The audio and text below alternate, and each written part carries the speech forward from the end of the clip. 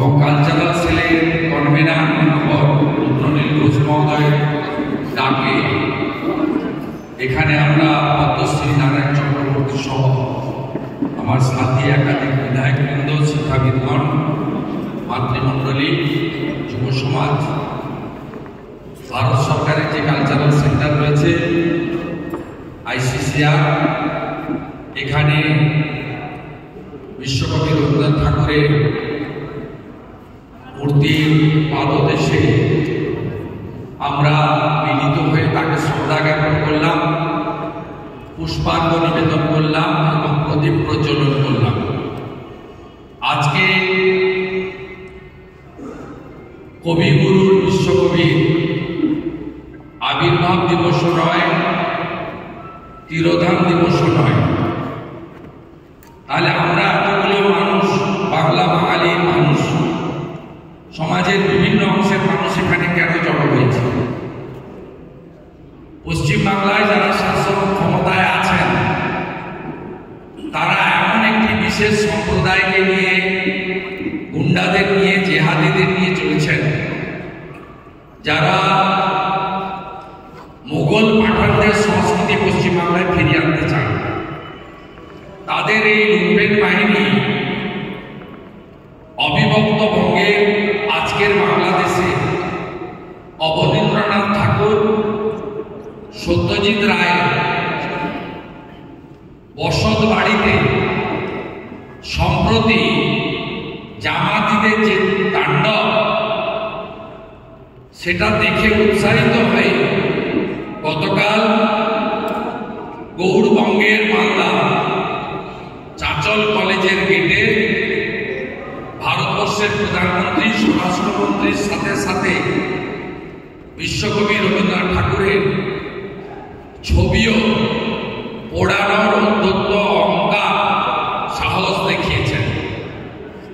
আমি মনে করি সমগ্র ভারতবাসী অপমান, সমগ্র বঙ্গবাসীর অপমান, বাংলা বাঙালি হৃদয়কে কচকচ করে দিয়েছে এই ছবি, ভিডিও। আমরা অত্যন্ত ব্যথিত, লজ্জিত যে এই রাজ্যের সরকার যারা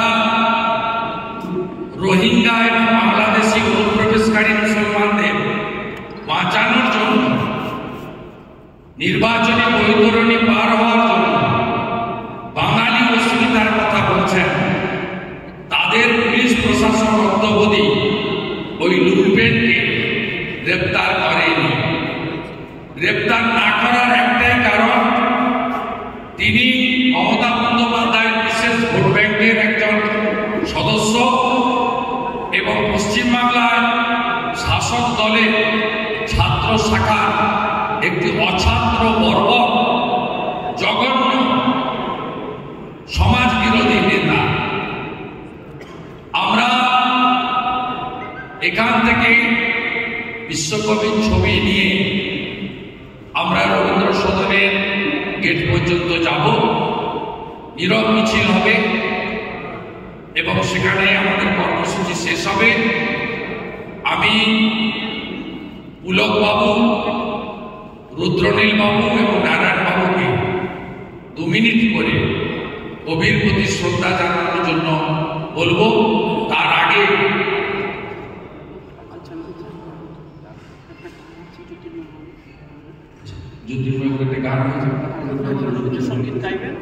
পেছনে একটা কথা, কবির কথায় লেখা আছে, চিত্ত যেতা বয়স্পূর্ণ, উচ্চ যেতা শীল, জ্ঞান যেটা মুক্ত গৃহের প্রাচীর, আপন প্রাঙ্গণ বলে দিবস সরবরে, বসুধারে করে নাই খণ্ড ক্ষুদ্র করি।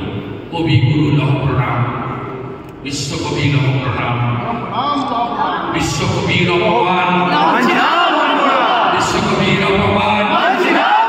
প্রথম যে পার্টি বলে ভারতীয় জনতা পার্টি, তারা কর্মসূচি নিয়েছেন দার্জিলিং থেকে দীঘা, কোচবিহার থেকে কাকদ্বীপ। আগামীকালও ব্যাপক বিক্ষোভ সংগঠিত হবে যতক্ষণ না ওই অর্বাচীন বর্বর গ্রেপ্তার না হচ্ছে।